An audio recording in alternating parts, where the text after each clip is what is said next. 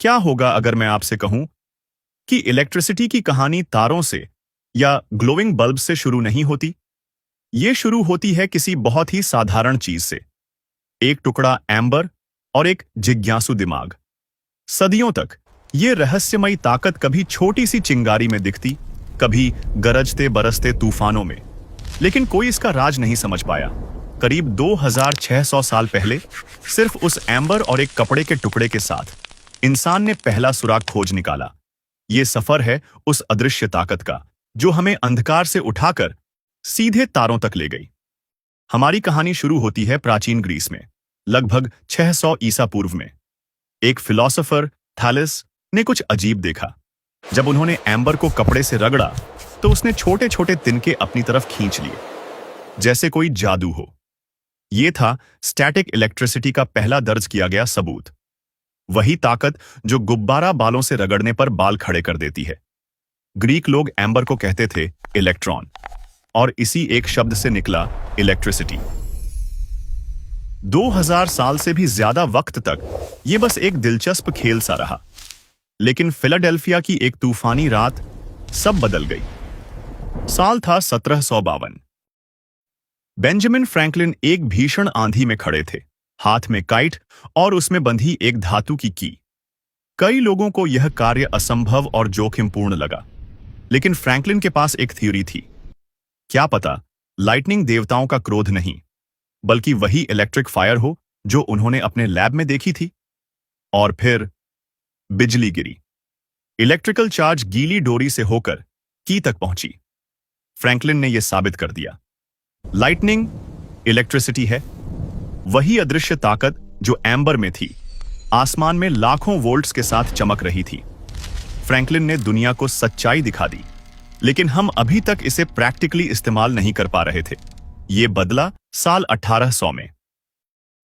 एक Italian scientist अलेसांद्रो वोल्टा ने बनाया वोल्टिक पाइल, कॉपर और जिंक की प्लेट्स का ढेर, जिनके बीच सॉल्ट वाटर सोक्ड कार्डबोर्ड रखा गया था। इतिहास में पहली बार इंसान स्टेडी और रिलायबल इलेक्ट्रिसिटी बना सकता था। यह एक बड़ी खोज थी, लेकिन एक सवाल बाकी था, हम इस ताकत को सच में उपयोगी चीज में कैसे बदलें? इसका जवाब मिला 1831 में लंदन की एक बिखरी हुई प्रयोगशाला में। वहां माइकल फैराडे ने वो खोज की जिसने दुनिया बदल दी। उन्होंने एक सिंपल मैग्नेट लिया और उसे कॉपर वायर की कॉइल के अंदर घुमाया। कुछ जादुई हुआ। मूविंग मैग्नेट ने वायर में इलेक्ट्रिसिटी पैदा कर दी। फैराडे ने खोज निकाला इलेक्ट्रोमैग्नेटिक इंडक्शन, वो प्रिंसिपल जो आज भी हर पावर प्लांट में इस्तेमाल होता है। चाहे वो कोल जलाने से उठती स्टीम हो, या हवा में घूमते विशाल ब्लेड्स, या बांधों से बहता पानी, सब एक ही काम करते हैं।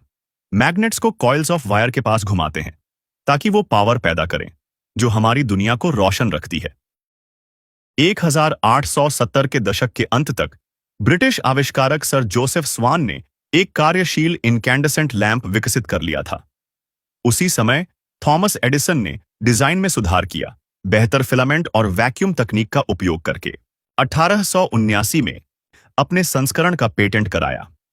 एडिसन के नवाचार ने बिजली के प्रकाश को रोजमर्रा के उपयोग के लिए व्यावहारिक बना दिया।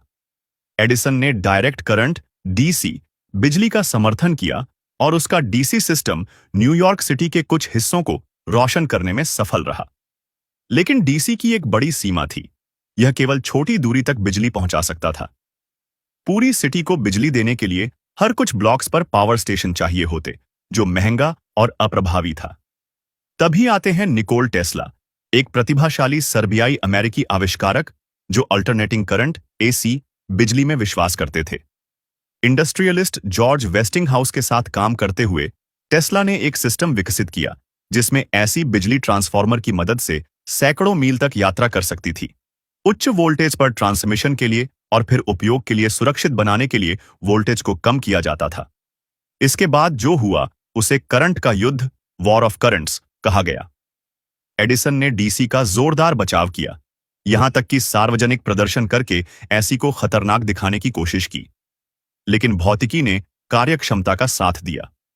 अंत में लंबी दूरी के ट्रांसमिशन के लिए एसी अधिक व्यावहारिक साबित हुआ और टेस्ला की दृष्टि हमारी आधुनिक विद्युत ग्रिड की नींव बन गई।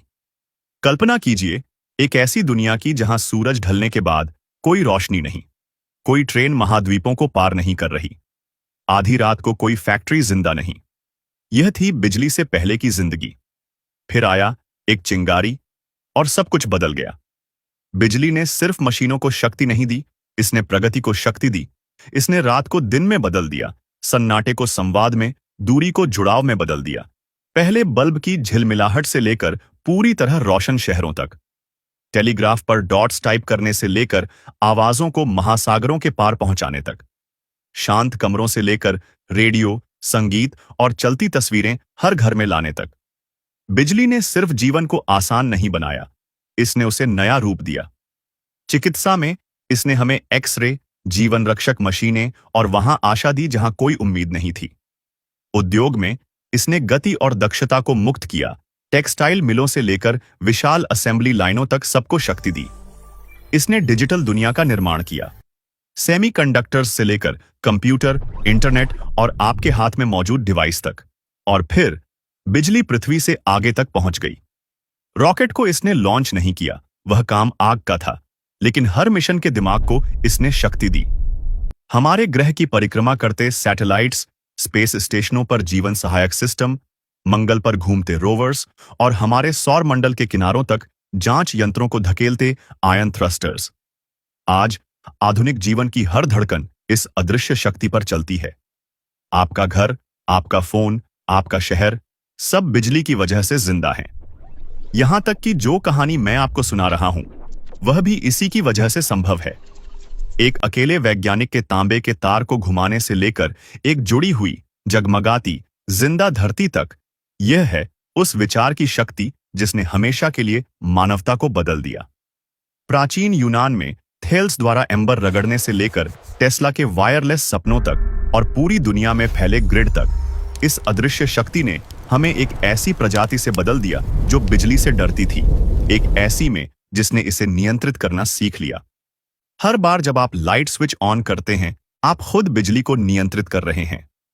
बिजली की कहानी अभी खत्म नहीं हुई है, यह अब भी लिखी जा रही है और आप इसका हिस्सा हैं। एक दिन हम ऊर्जा के नए रूप खोज सकते हैं, लेकिन इस मौन शक्ति की विरासत को बदलना असंभव होगा।